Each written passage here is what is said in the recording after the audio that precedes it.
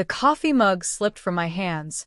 Hot liquid splashed across my kitchen floor as I stared at my phone screen, watching my savings account drain in real time. $2,000. Gone. Just like that. But this wasn't the first time. My name is Sarah, and for 3 years I lived with a thief. The worst kind of thief. The kind who sleeps next to you every night, kisses you goodbye every morning, and slowly bleeds you dry while you trust them with everything you have. I just didn't know it yet. The first sign should have been David's sudden interest in my phone. We'd been married for 8 years, together for 12. He'd never cared about my password before, never asked to borrow my device when his was sitting right there on the counter. But over the past few months, he'd become curious. Too curious. "Honey, can I use your phone real quick? Mine's dead." His phone wasn't dead. I could see the battery indicator glowing green from across the room. "My banking app is acting weird on my phone. Can I check something on yours?" His banking app worked fine. I'd watched him use it that morning. Little lies. Tiny cracks in the foundation of our marriage that I'd been stepping over, pretending they weren't there. The morning I watched my savings disappear, everything changed. I sat on my kitchen floor, surrounded by coffee and broken ceramic, and felt something cold settle in my chest. Not panic. Not confusion. Rage. Pure, cristalline rage. I called the bank first. Security Fraud Department. The woman on the other end had that practiced sympathy in her voice, the kind reserved for identity theft victims. "Mrs. Chun, I see several transactions over the past 6 months. All initiated through your mobile banking app. The login credentials were correct, so our system flagged nothing suspicious." "What kind of transactions?"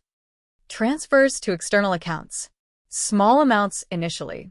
$50 here, $100 there. But they've been increasing in frequency and amount." My blood turned to ice water. "How much total?" The pause before she answered told me everything. Approximately $18,000. The phone trembled in my hand. 18,000. Gone.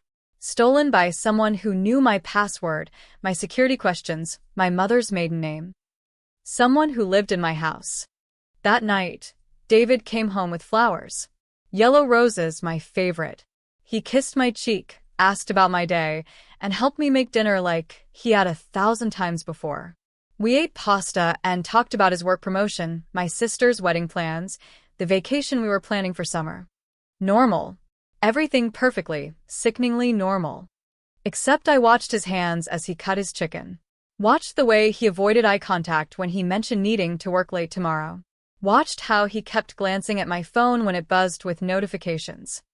I excused myself to the bathroom and stared at my reflection. The woman looking back at me had the same face, same brown eyes, same small scar above her left eyebrow from falling off her bike at age 7. But something fundamental had shifted. Something had hardened. I wasn't going to be a victim. Not anymore. The next morning, after David left for work, I drove to a computer store across town. Cash only. I bought a small laptop, the kind designed for basic tasks and internet browsing. Nothing fancy. Nothing that would show up on our joint credit card statements. At home, I created new email accounts David had never seen. I researched digital forensics, keyloggers, remote access software. I learned about IP tracking and financial investigation techniques. I was going to hunt my husband. But first, I needed proof. I started with his computer. David was meticulous about his work laptop, never let me near it, claimed it had sensitive client information that couldn't be compromised. But his personal desktop sat in our home office, and I had access every day while he was at the firm. I installed monitoring software. The kind that records keystrokes, takes screenshots, tracks web activity. The same kind of software someone might use to spy on a spouse's banking information. The irony wasn't lost on me. Within a week, I had my first breakthrough. Screenshots of David accessing unfamiliar accounts. Bank statements showing deposits that matched the amount stolen from me. Email confirmations for cryptocurrency purchases made with my money. But that wasn't the worst part. The worst part was the text messages. David had been using an encrypted messaging app to communicate with someone named Marcus. The conversations were casual, friendly, and damning. Another $2,000 today. She still has no idea. Nice work, man. You said she keeps how much in that savings account? Around 40,000 still. I'm trying to pace it out, so she doesn't notice the pattern. Smart. Slow bleed is always better than a quick grab. I read through months of messages. David and Marcus discussing my spending habits, my work schedule, my banking passwords. They talked about me like I was a mark in some elaborate con game. Like I was nothing more than a target to be exploited. But Marcus wasn't just David's accomplice. Marcus was David's brother. The brother who'd been to our house for every holiday. Who I'd cooked for, bought birthday gifts for, considered family. Who'd listened to me complain about money being tight while he and David systematically stole from me. I printed everything. Screenshots, bank statements, text message logs. I organized it all in a folder and locked it in a safety deposit box at a bank across town. David would never find it there. But I wasn't done collecting evidence. I started following David after work. Not every day, just randomly enough to track his patterns. He told me he was working late, meeting with clients, attending bar association events. Instead, he was meeting Marcus at bars, restaurants, even a casino 2 hours outside the city. My money was funding their nights out. I photographed them together, captured timestamps and locations. I documented every lie David told me about his whereabouts. I was building a case, piece by piece, like the prosecutor I'd once wanted to become before life led me into nonprofit work instead. 3 weeks into my investigation, I made another discovery. David wasn't just stealing from me. He was stealing from his law firm. The monitoring software I'd installed captured him accessing client trust accounts, moving small amounts between funds, manipulating settlement payments. It was sophisticated embezzlement, the kind that required intimate knowledge of legal accounting practices. David was stealing from everyone who trusted him. I sat in my car outside his office building, watching lawyers in expensive suits walk in and out, and felt something crack open in my chest. Not just betrayal now, but genuine fear. If David was willing to steal from his firm, from clients who depended on him, what else was he capable of? What would he do if he discovered I knew? I drove home and started making preparations. I opened a new bank account at a different institution, one David knew nothing about. I transferred what remained of my savings, barely $22,000 from an account that should have held $40,000. I changed my direct deposit, moved my automatic payments, slowly began separating our financial lives. But I did it carefully, quietly. David couldn't know what I was planning. Not yet. The breakthrough came 5 weeks after I'd started my investigation. David's monitoring software captured him on a video call with Marcus, discussing their next target. They'd been so successful stealing from me that they were planning to expand their operation. Sarah's friend Lisa just got divorced. Settlement was huge. She's vulnerable right now, trusting everyone. Marcus nodded from his side of the screen. Same setup as Sarah? Get close, get access, slow drain. Exactly. Lisa likes me, thinks I'm helping her with legal advice. I already offered to review her financial documents. My hands shook as I watched my husband plan to destroy another woman's life. Lisa was my closest friend, still raw from a brutal divorce, trying to rebuild her confidence after 20 years of marriage. David wanted to prey on her pain. That's when I knew I wasn't just going to expose David. I was going to destroy him. But first, I had to protect Lisa. I called her that afternoon, kept my voice casual. Hey, I know David offered to help with your legal stuff, but I found someone else. A friend from college who specializes in divorce settlements. She's amazing, and she owes me a favor. Lisa protested. David's been so helpful, though. He really understands what I'm going through. I know, but trust me on this one. Jennifer is worth the change. It took some convincing, but Lisa agreed to meet with my college friend instead. Jennifer was a real lawyer, someone I'd found through research, someone with no connection to David or Marcus. Someone who would actually protect Lisa's interests. One target removed from David's list. But I wasn't done protecting people. I started researching David's firm, looking for other potential victims. I found 3 other recent divorcees who'd consulted with David for legal advice. All women going through vulnerable transitions, all with substantial settlements or savings. I couldn't warn them directly, without revealing my investigation, but I could find other ways to protect them. I created anonymous tips to the State Bar Association, reporting concerns about a lawyer who might be taking advantage of vulnerable clients. I provided just enough detail to trigger an investigation without revealing how I knew. I sent similar tips to the firm's managing partners, suggesting they audit recent client trust account activity.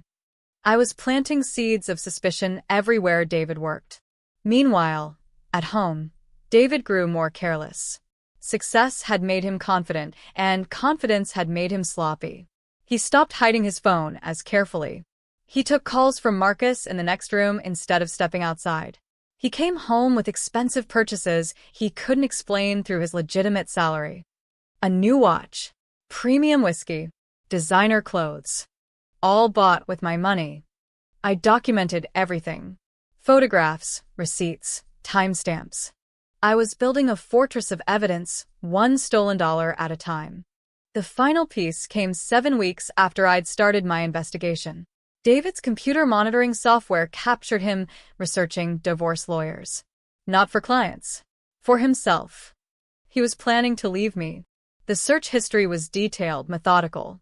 He'd researched asset division laws, spousal support calculations, how to hide income during divorce proceedings. He'd even started moving money to accounts I didn't know about, preparing to claim poverty while hiding thousands of dollars he'd stolen from me. David wasn't just a thief. He was a thief planning to rob me twice. That night, I lay in bed next to him and felt nothing. No anger, no sadness, no betrayal. Just cold calculation. David thought he was playing chess while I played checkers. He had no idea I'd been watching his every move, recording his every crime, building a case that would destroy him completely. He was about to learn the difference between a victim and a predator. The next morning, I made my first real move. I called David's firm and asked to speak with the managing partner, Richard Steinberg. I'd done my research. Steinberg was old school, reputation-obsessed, the kind of lawyer who'd spent 40 years building a firm name that meant integrity. Mr. Steinberg, I need to report suspected embezzlement by one of your associates. The conversation lasted 20 minutes. I provided specific dates, account numbers, client names. I didn't mention I was married to David. I presented myself as a concerned citizen who discovered suspicious activity through legitimate means. Steinberg was quiet for a long time after I finished. These are serious allegations. We'll need to investigate immediately. I understand. I have documentation if you need it. We may contact you soon. I hung up and felt something cold settle in my stomach. Not regret. Anticipation. 3 days later, David came home early. His face was pale, his hands shaking. He walked straight to the liquor cabinet and poured himself 3 fingers of bourbon. Bad day at work? I asked from the kitchen, keeping my voice light. They're auditing some of my client accounts. Routine thing, but you know how stressful audits can be. His voice sounded steady, but I could see the panic in his eyes. David was good at lying to vulnerable women, but he wasn't good at lying under pressure. I'm sure it'll be fine, I said. You're meticulous with your work. He nodded and drank his bourbon in one gulp. That weekend, David was distracted, jumpy. He kept checking his phone, taking mysterious calls in the garage. He snapped at me twice over dinner, apologized immediately, blamed work stress. Monday morning, he left for the office an hour early. He came home at noon, carrying a cardboard box. They suspended me, he said, setting the box on our kitchen counter. Pending investigation. I made the appropriate concerned wife noises. Asked what kind of investigation, whether he needed a lawyer, how this would affect his cases. David gave vague answers, claimed it was probably nothing, said the firm was just being overly cautious. But his hands were still shaking. That afternoon, while David sat in our living room making phone calls to lawyer friends, I was in the home office uploading the final pieces of my evidence collection to secure cloud storage. Screenshots of David's embezzlement. Records of money stolen from my accounts. Text messages with Marcus discussing their criminal enterprise. Everything organized, documented, and ready for distribution. I was done collecting evidence. It was time to act. I started with the State Bar Association. I filed a formal complaint against David Chen, providing detailed documentation of theft, client exploitation, and professional misconduct. I included bank statements, text message logs, photographs, and a timeline of criminal activities spanning 6 months. Next, I contacted the District Attorney's Office. Financial Crimes Division. I provided the same documentation, along with specific statutes David had violated. Theft, embezzlement, fraud, conspiracy. Each charge backed by irrefutable evidence. Then I called the IRS. David hadn't reported any of his stolen income on tax returns. The government takes tax evasion very seriously. Finally, I contacted a divorce attorney. Not one of the lawyers David had researched. Someone from 3 towns over. Someone with a reputation for aggressive representation and complete discretion. Her name was Patricia Winters, and her initial consultation was everything I'd hoped for. Mrs. Chun, this documentation is extraordinary. Your husband has committed multiple felonies, and you have evidence that would make any prosecutor's career. But I have to ask, how did you obtain some of these records? Legally, I said. Everything was gathered from devices I own, accounts I have access to, or public records. Nothing obtained through illegal surveillance or hacking. Patricia smiled. It wasn't a warm smile. It was the smile of a shark who just realized how hungry she was. Good. Because we're going to destroy him. 2 weeks later, David received his first summons. Bar Association ethics hearing. He came home that evening looking like he'd seen a ghost. Someone filed a complaint against me, he told me over dinner. False allegations about client trust accounts. That's terrible, I said. Who would do something like that? I have no idea, but they seem to have detailed information about my cases. I nodded sympathetically and asked if there was anything I could do to help. 3 days after that, David was formally charged with embezzlement by the district attorney's office. The local newspaper ran a story about a prominent lawyer accused of stealing from clients. David's photo was on the front page. He didn't come home that night, or the next morning. I found him at Marcus's apartment across town. I didn't go inside. I just photographed David's car in the parking lot and sent the image to Patricia Winters along with a note about spousal abandonment. When David finally returned home, he was different. Desperate. Cornered. Sarah, I need to tell you something. I've made some mistakes. We sat in our living room, the same room where we'd planned our future together, where we talked about children and retirement and growing old together.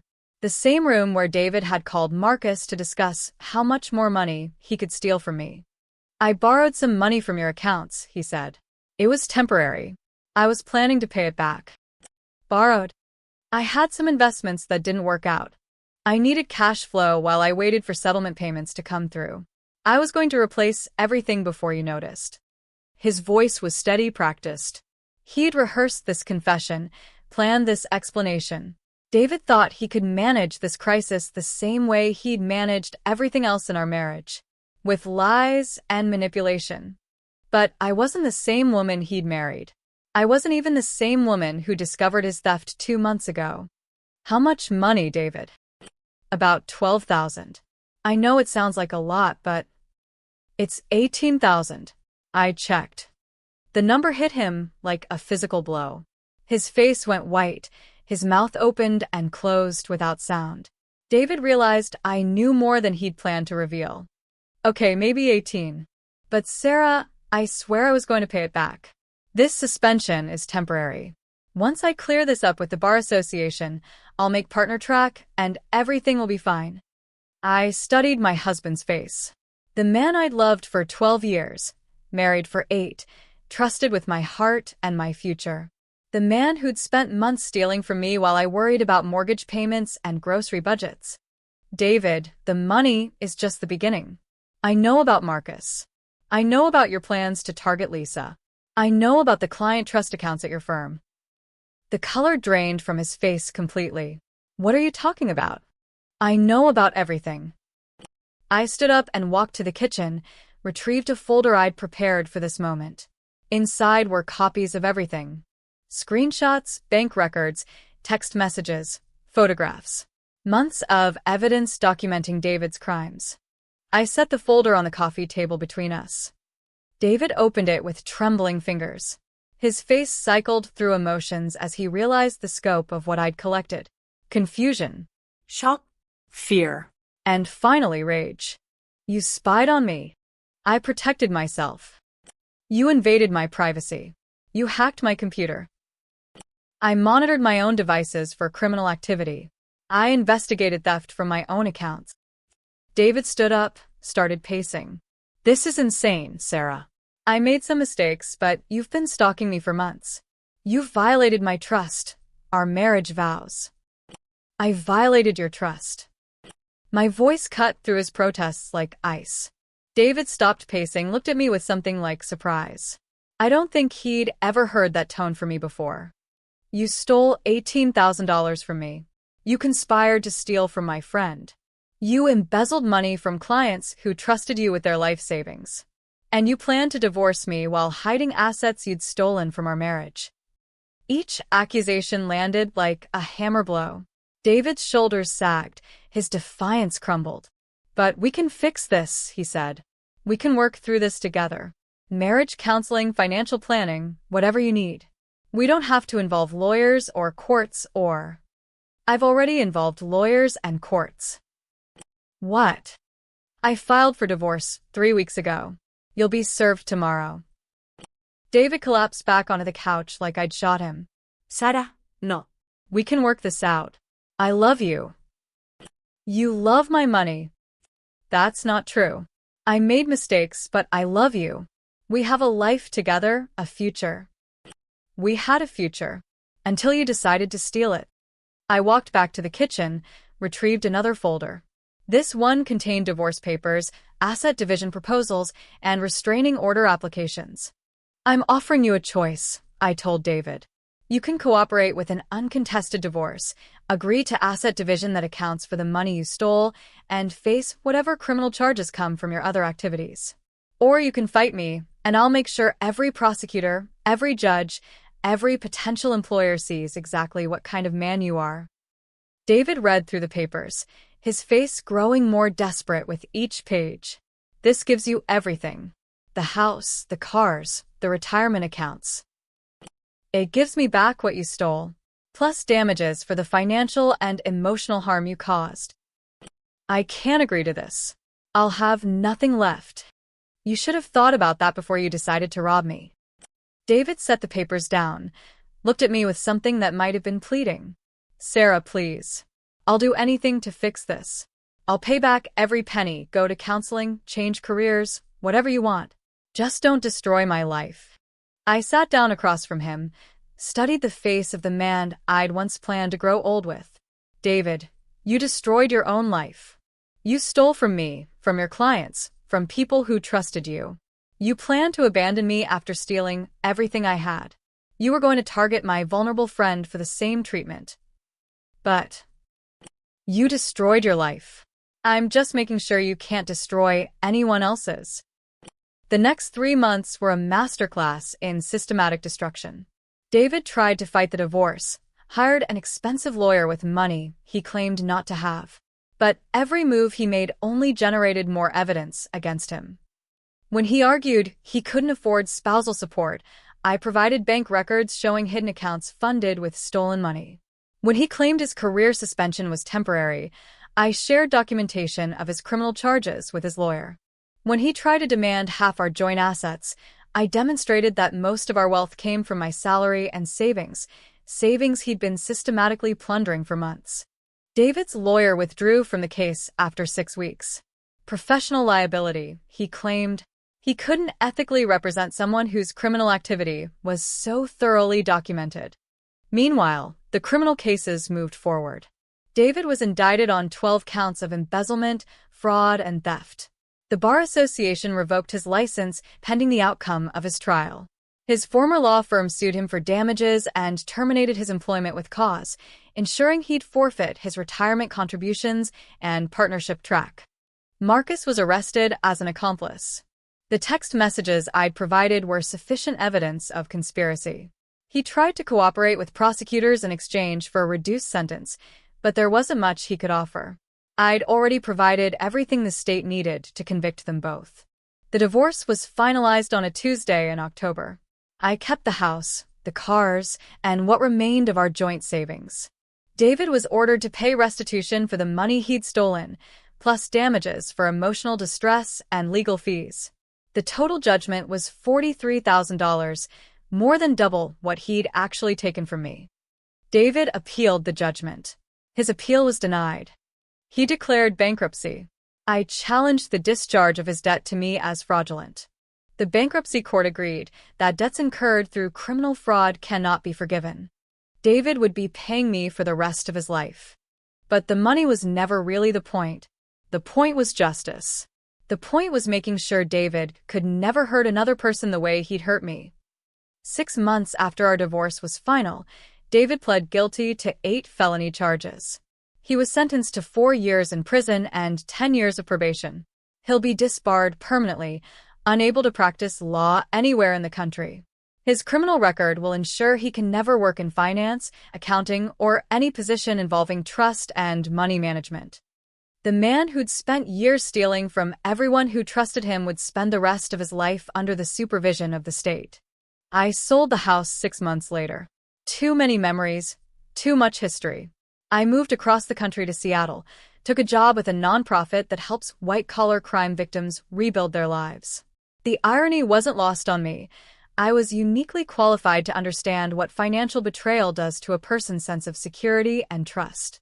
Lisa called me a few months after I'd moved. She'd heard about David's conviction through mutual friends, realized how close she'd come to being his next victim. "You saved me," she said. "I don't know how you knew, but you saved me." I didn't tell her how I'd known. I just said I was glad she was safe.